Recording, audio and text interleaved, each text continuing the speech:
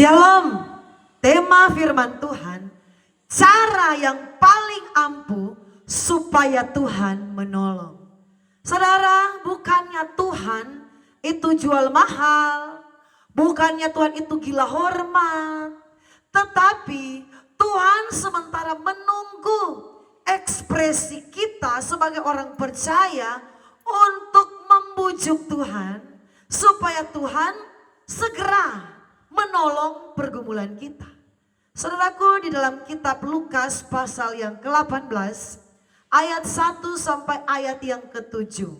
Di situ ada sebuah perumpamaan yang Tuhan Yesus sampaikan kepada kita semua.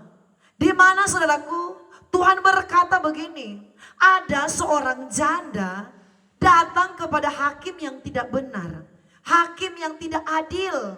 Janda ini datang memohon kepada hakim ini, tolonglah bela perkaraku.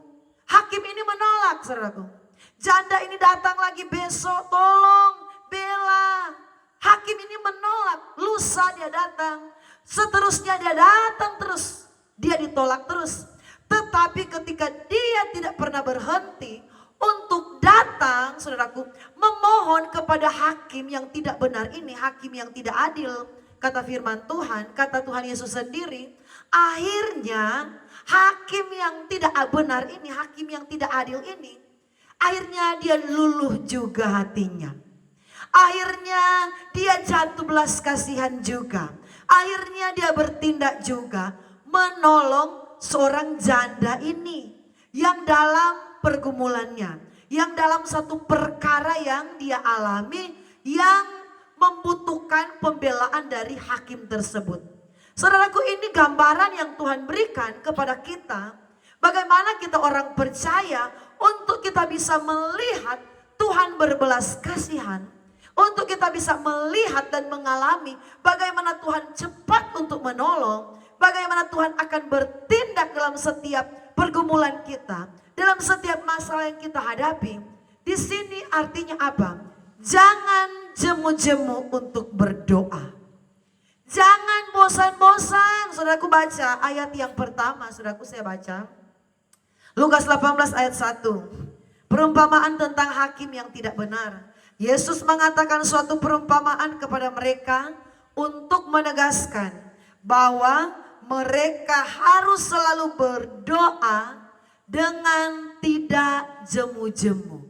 Saudaraku, ternyata yang dapat melunakkan hati Tuhan, yang dapat meluluhkan hati Tuhan supaya Tuhan cepat untuk bertindak, yaitu doa kita tidak boleh terputus. Doa kita tidak boleh jemu-jemu, jangan bosan-bosan. Jangan kita berkata, saya sudah berdoa, pergumulan saya belum dijawab Tuhan. Saya sudah berdoa, tetapi beban saya Tuhan belum tolong. Saudaraku, saya percaya Tuhan itu, Tuhan sendiri yang bilang, jangan pernah berjemu-jemu untuk berseru kepada Tuhan. Ketika kita ada dalam beban dan masalah yang berat, datang terus, panggil terus namanya.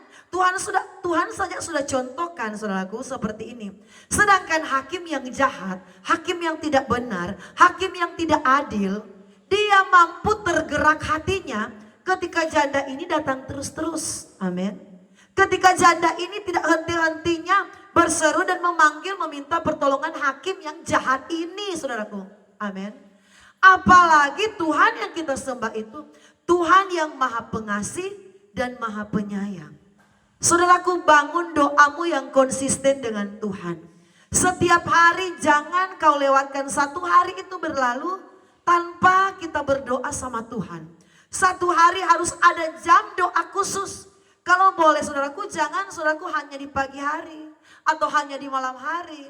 Usahakan atur dengan baik-baik, atur dengan sedemikian rupa, atur dengan sebijaksananya mungkin supaya selalu ada waktu untuk kita berseru kepada Tuhan.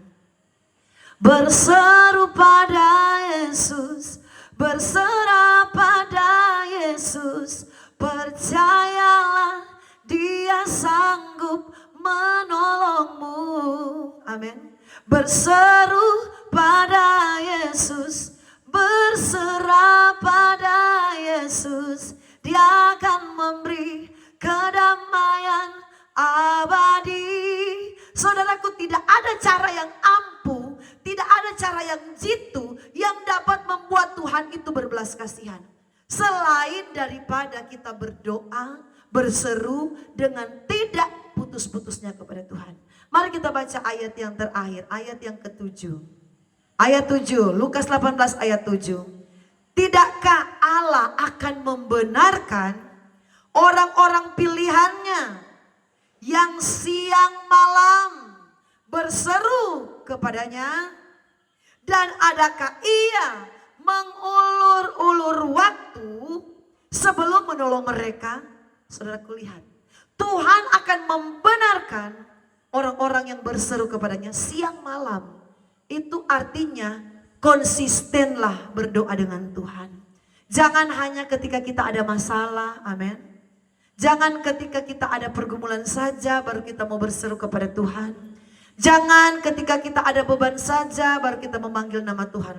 Tapi saya percaya kalau kita membangun satu hubungan yang erat dengan Tuhan, hidup kita ini selalu terhubung dengan Tuhan. Tuhan tidak akan pernah berlama-lama menunda-nunda menolong engkau. Tuhan tidak akan biarkan kita di dalam beban yang berat berlarut-larut, saudaraku. Belajar dari peristiwa ini. Belajar dari perumpamaan ini. Perumpamaan ini Yesus sendiri yang ajarkan atau Yesus sendiri yang sampaikan. Dia ajarkan bahwa jangan jemu-jemu berdoa. Jangan henti-hentinya memanggil. Saudaraku, setiap hari kami tidak pernah henti-hentinya untuk selalu memohon anugerah Tuhan. Setiap hari kami berdoa, Tuhan, kami mohon belas kasihan-Mu. Kami mohon anugerah-Mu bagi pelayanan yang kami gembalakan. Kami mohon campur tangan-Mu bagi pelayanan yang kami Tuhan layani. Setiap hari kami mohon anugerah Tuhan. Biarlah anugerah Tuhan selalu menjadi bagian kami. Biarlah perlindungan Tuhan setiap hari. Saudaraku, jangan kita baru berdoa 1 minggu kita sudah stop bergumul dengan pergumulan yang kita doakan hari-hari ini. Jangan baru 2 minggu kita berdoa, kita sudah vonis Tuhan. Tuhan, sudah 2 minggu Tuhan, saya berdoa tidak ada jawaban.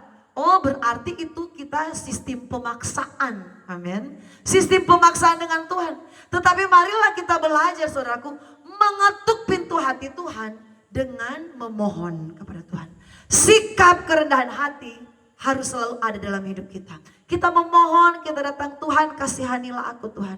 Tuhan tolonglah pergumulanku. Tuhan, saya percaya Engkau Allah yang ajaib, tidak pernah meninggalkan. Engkau Allah yang luar biasa, tidak akan pernah meninggalkan segala keadaan yang saya alami. Percaya, saudaraku, iman kita harus bertumbuh dalam Tuhan. Jangan jemu-jemu berdoa.